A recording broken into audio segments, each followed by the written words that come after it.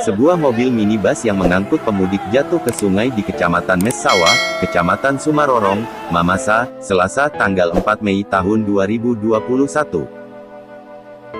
Mobil tersebut bermuatan 10 penumpang, 7 orang berhasil selamat dan 3 orang lainnya hilang terbawa arus.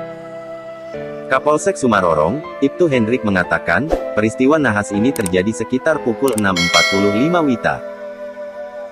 Mobil penumpang ini berangkat dari Kecamatan Mambi menuju Pinrang Sulsel sekitar pukul 2 dini hari dengan mengangkut 10 orang penumpang.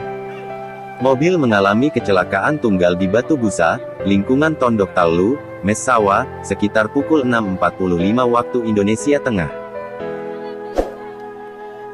Sejak pagi mobil tersebut sudah dievakuasi, kata Hendrik.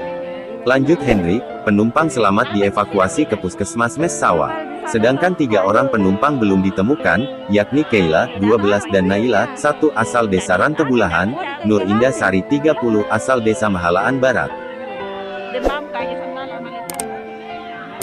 Untuk korban yang hilang masih dalam proses pencarian oleh pihak Polsek Sumarorong dibantu warga.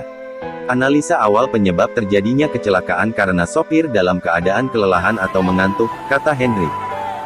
Hendrik menambahkan, berdasarkan pengakuan Muammar sopir sebelum kecelakaan itu, dirinya melihat benda hitam yang menghalangi jalan sehingga membanting setir ke arah kiri dan mobil terjun ke sungai.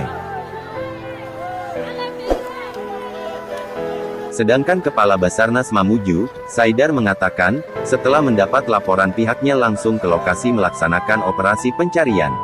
Basarnas memberangkatkan 1 tim Rescue Kansar Mamuju untuk melaksanakan operasi SAR di lokasi kecelakaan dengan menggunakan rescue truk personel. Kami berharap dalam pelaksanaan operasi SAR kecelakaan penanganan khusus kali ini, 3 orang korban dapat segera ditemukan, kata Saidar.